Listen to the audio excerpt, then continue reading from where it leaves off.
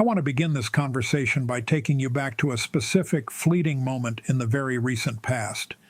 It was a moment that flickered across the screens of millions of smartphones, a headline that appeared in the notification centers of everyday people, likely while they were waiting for coffee or sitting on a train. It was one of those news alerts that you glance at, process for a fraction of a second, and then swipe away because it feels distant, it feels abstract. The headline was about a major credit agency, one of the few powerful bodies that act as the scorekeepers of the global economy. After taking a long, hard look at the political and fiscal terrain of the United States, they did something that was once unthinkable. They downgraded the credit rating of the world's largest economy. You probably saw it. You probably categorized it as just one more data point in a year that was already crowded with unsettling numbers, inflation graphs, and chaotic political shouting matches. It was just another piece of bad news in a sea of noise.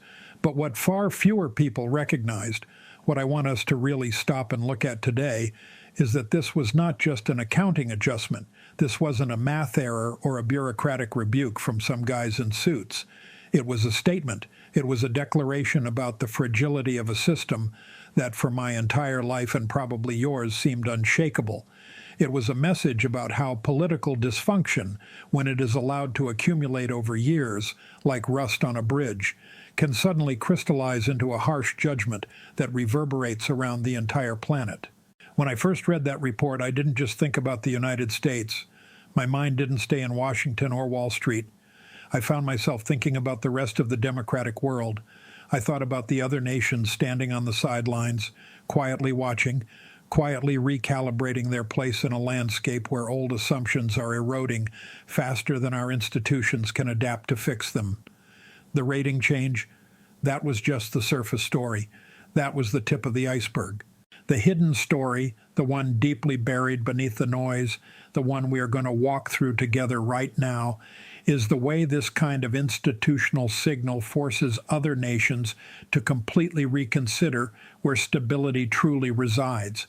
And you, as a citizen living through this chaotic moment, might be sitting there wondering, what do global credit scores, high-level trade deals, and geopolitical maneuvering have to do with my daily life?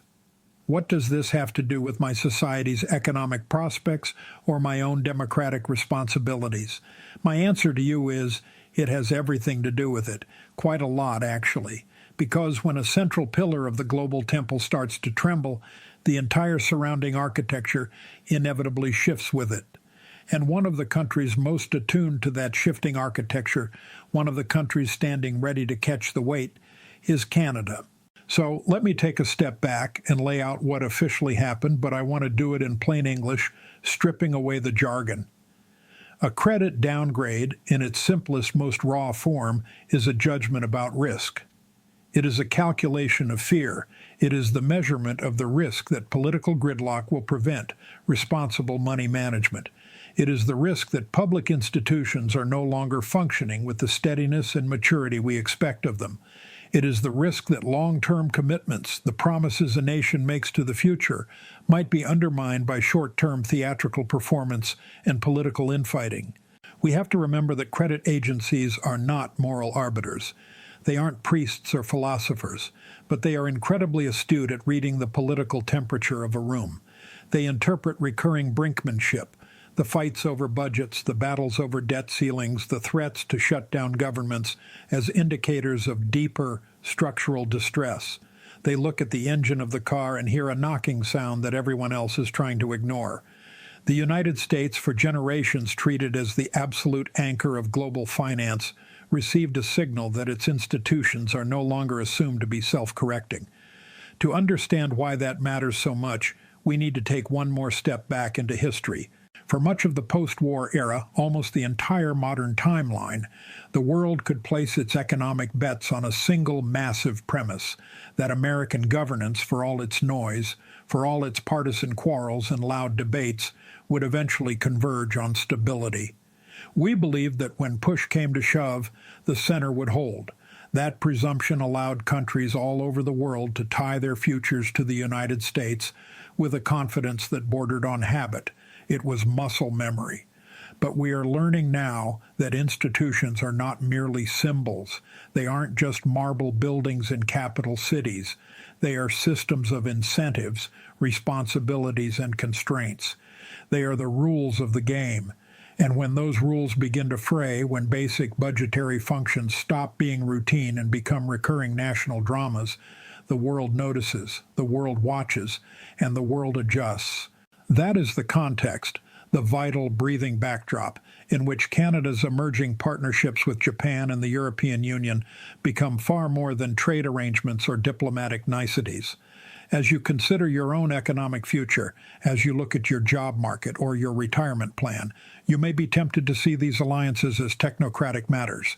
You might think they are distant from your daily life, things discussed in boardrooms you'll never enter. Yet I am telling you, they speak directly to the question of what kind of world your country will inhabit as economic gravity disperses and geopolitical trust becomes a rarer and rarer commodity. Let's look at Japan. Japan is a nation that has historically prized predictability, precision, and institutional discipline above almost anything else. This is a culture where the trains run to the second, where process is revered. Japan is now making long-term moves that reflect a desperate search for reliability in a world where reliability is suddenly in critically short supply. Japan's leaders spent years studying the vulnerabilities exposed by recent history. They watched supply chain turmoil tear apart their manufacturing schedules. They felt the heat of geopolitical pressure in their own backyard, and they concluded that efficiency, the god of the modern economy, could no longer be the central metric of their strategy. Efficiency is great when the world is calm, but when the world is stormy, efficiency is brittle. What they sought instead was dependability. They wanted resilience. And when they scanned the entire democratic world for a partner capable of offering that, not merely in resources like rocks and oil, but in governance, in the stability of the rule of law, they saw Canada. If you have ever wondered how a political culture that prizes moderation, transparency, and steady administration, sometimes to the point of being considered boring, translates into global influence, the answer is found right here. Nations do not invest billions of dollars only in minerals, hydrogen, or manufacturing capacity. They invest in systems. They invest in the belief that the country they are partnering with will not collapse under the weight of its own polarization. This is why Japan is not making short-term trades. They aren't buying and selling for next month's profit. They are making long-term wagers measured not in fiscal quarters, but in decades. These investments are signals as much as they are transactions. They are shouting from the rooftops that Canada offers something increasingly rare, a political environment where institutions function without recurrent existential crisis. And that, in turn, shapes the economic possibilities that will define your working life. It defines your community's prospects. It answers the broader question of what role your country will play in an era when global influence no longer rests solely on military strength or market size, but on the credibility of governance itself. As I sit here and think about this shift, I find myself returning to a point that is so easy to overlook because it isn't flashy. Political stability, when paired with institutional competence, becomes a form of national capital. It is a currency. It is not measured on balance sheets. You can't see it in the GDP numbers directly. Yet it shapes the decisions of investors, governments, and entire industries. And Japan's recalibration illustrates this vividly. For them, the question was not simply, where can minerals be sourced, or where can factories be built?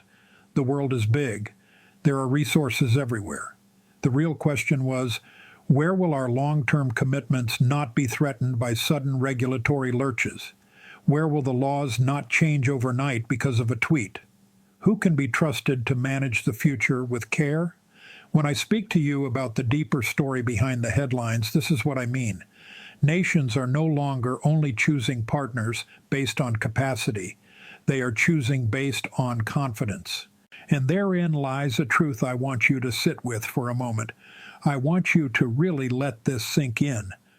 Canada may not have the world's largest economy. It does not have the largest population. It isn't the loudest voice in the room.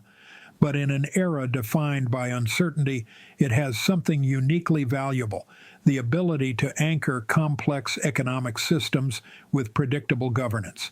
That is not a small thing. It is, in fact, the very characteristic that allowed countries like Japan to flourish in the latter half of the 20th century. Stable democracies create stable expectations, and stable expectations allow societies to plan, to build, and to innovate across multiple generations. When Japan looks to Canada now, it recognizes a polity capable of sustaining that kind of strategic consistency. Let us step further into the mechanics of how this works. I want to get granular here. Consider the supply chains that underpin everything from the electric vehicle you might want to buy to the renewable energy systems powering your home. These are not simply industrial networks of ships and trucks. They are institutional arrangements built on trust. Imagine a mineral produced in the frozen ground of northern Canada. It has to be mined, processed, refined, perhaps sent to Japan to be integrated into high-tech machinery, and then shipped across oceans to end up in a consumer product. This journey depends on hundreds of points of cooperation. Every single handoff requires reliability from the last person in the chain. If even one partner becomes erratic, if one government changes the rules mid-game, the chain weakens, the cost goes up, the risk explodes. Yet if the chain is built on democracies that share not just interests but values, transparency, rule of law, steady administration, then the entire network becomes more resilient. That is the logic driving Japan's investments. They are buying peace of mind. Now, you may be wondering how this relates to Europe. Why does the second pillar of Canada's strategy matter as much as the first? To see this clearly, we need to shift our focus from the physical economy, the world of rocks and ships, to the regulatory economy, the world of rules and code. Europe is not searching for minerals or energy security in quite the same way Japan is. Europe is searching for something else entirely. They are searching for a framework. They are looking for partners in governing the technologies that will define this century. We are talking about artificial intelligence, digital infrastructure, data security, algorithmic accountability. These are domains where rules shape reality as much as any physical resource does, and Europe, with its sweeping regulatory architecture, has positioned itself as the standard setter for much of the democratic world. They are writing the rule book. But here is where Canada's opportunity becomes extraordinary.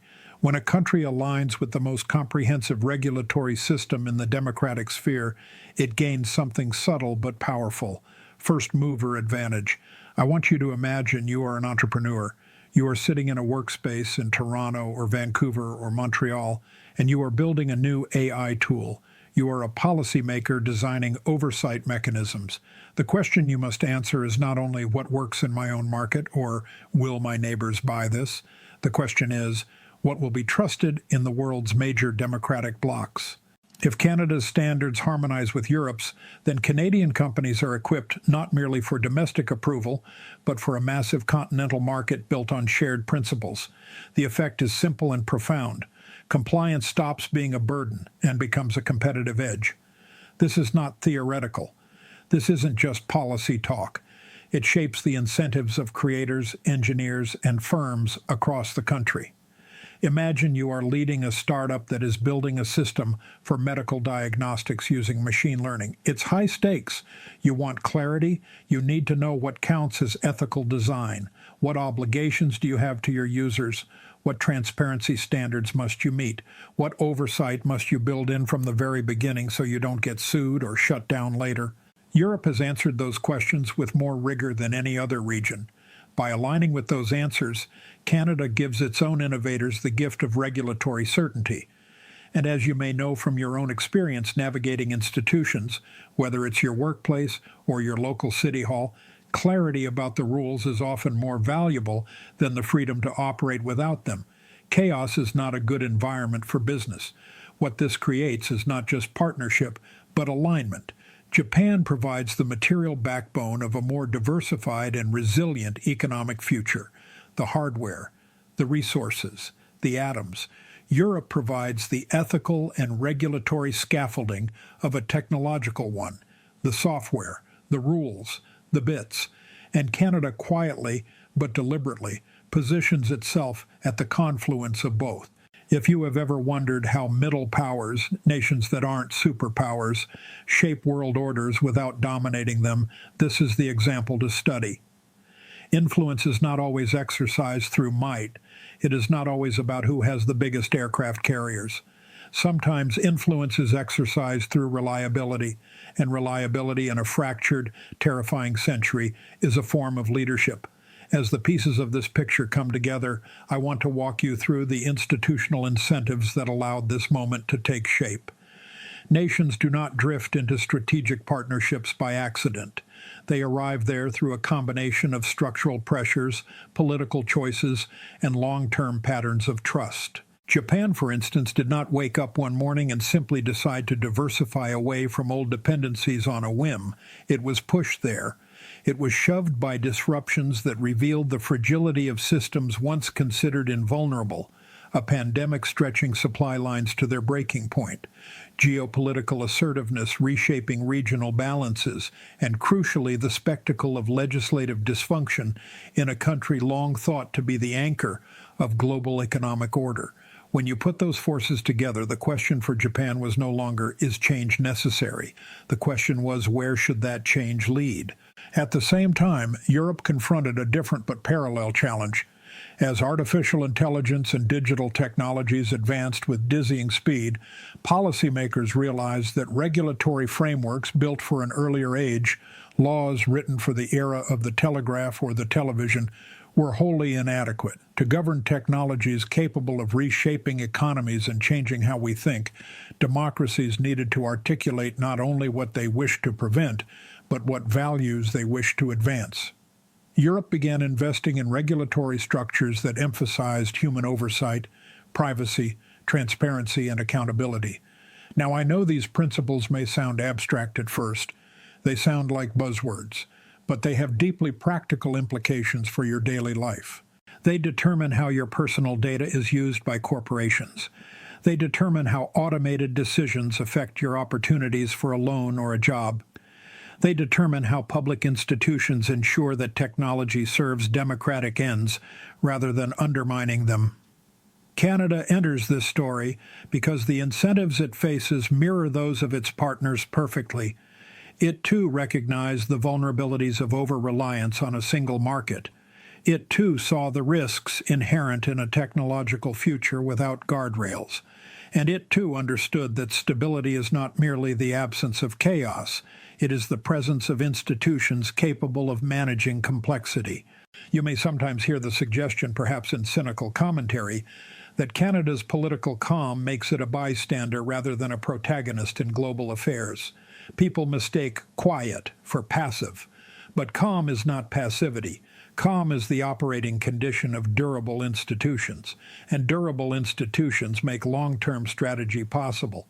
You cannot plan for the next 20 years if you don't know if your government will function next week. To appreciate how these dynamics converge, let us step inside the mechanisms of governance that shape economic reality. I want to look under the hood, consider how a critical minerals project actually gets approved, financed, and built. It isn't magic. It requires regulatory clarity. It needs environmental standards that are predictable so investors know the costs. It needs local consent that is respected so the project doesn't get blocked by protests later. And it needs long-term capital that trusts the rules will not shift midstream. These are institutional virtues. They are boring, unsexy virtues, but they are virtues, and Canada has them in greater abundance than many nations that are larger or louder on the world stage. This, more than anything, is what Japan is investing in. They are betting that the systems Canada has built over decades will remain intact through elections, policy debates, and global shocks. Europe's calculation is similar, though expressed in a different domain. When European policymakers look abroad for partners in shaping the technological norms of the future, they need countries whose legal culture is compatible with their own. If you have ever tried to coordinate a project across multiple agencies or organizations, you know exactly how essential shared assumptions are. You know the pain of working with someone who doesn't speak your language procedurally. The same is true at the international level. If two democracies agree on what transparency means, what privacy entails, and how oversight should function, they can build regulatory frameworks that endure beyond the personalities of leaders or the mood of any given election cycle. This is the foundation upon which the Canada-EU digital alignment rests. You may be asking yourself who the central actors are in this story. Who is pulling the levers? How much responsibility do they bear for its direction? The truth is that leadership matters, but not in the way political rhetoric often suggests. We love to focus on the Prime Minister, the President, the Chancellor.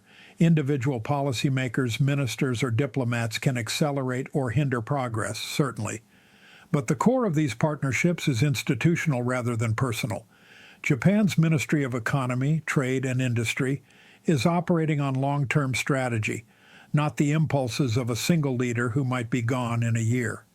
The European Union's regulatory agencies are implementing years of deliberation, massive studies, and consensus building, not sudden ideological whims.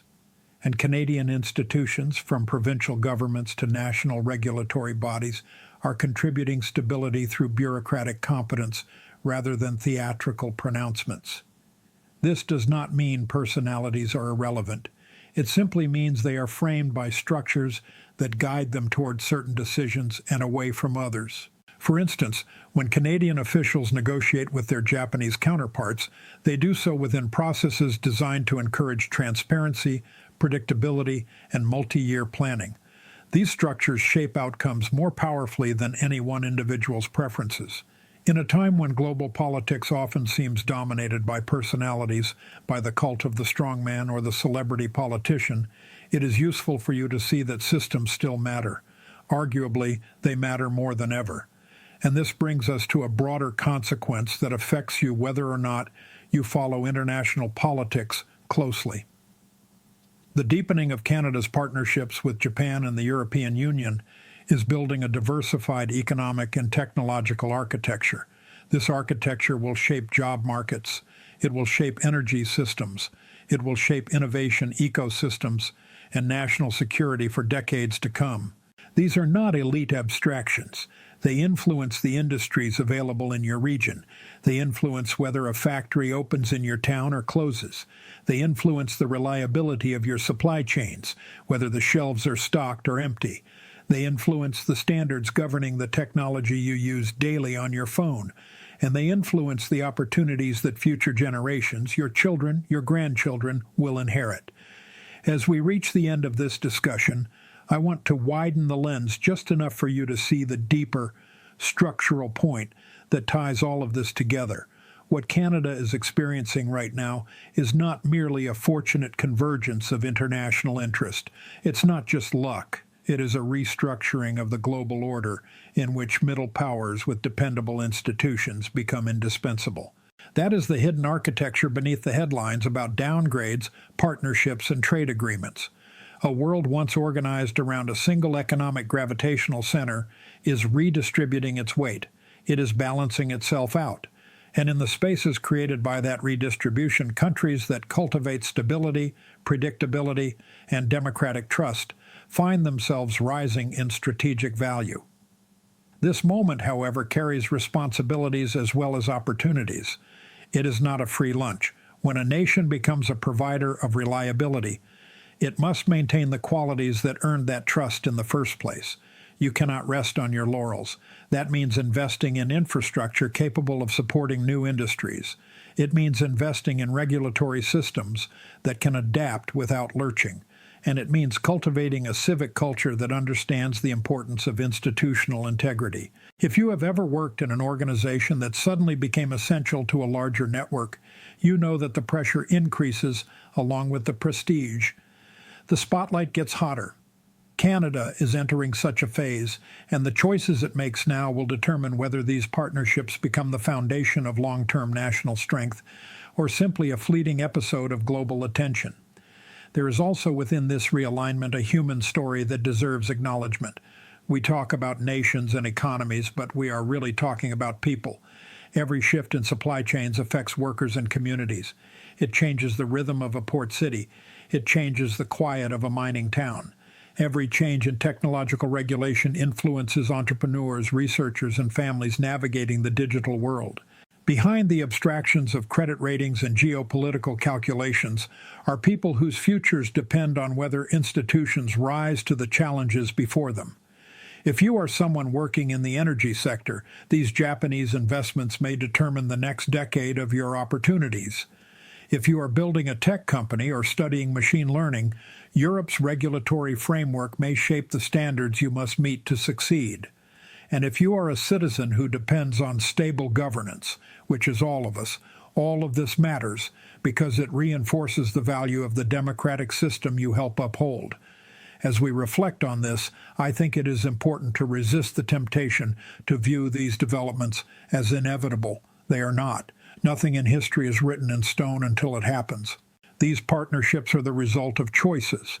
They are choices made by actors within institutions that remain capable of long-term thinking. They demonstrate that even in a polarized world, even in a world that feels like it is tearing itself apart, some democracies still have the capacity to plan beyond the next election cycle, and they remind us that reliability, far from being a dull virtue, is one of the most powerful assets a nation can possess.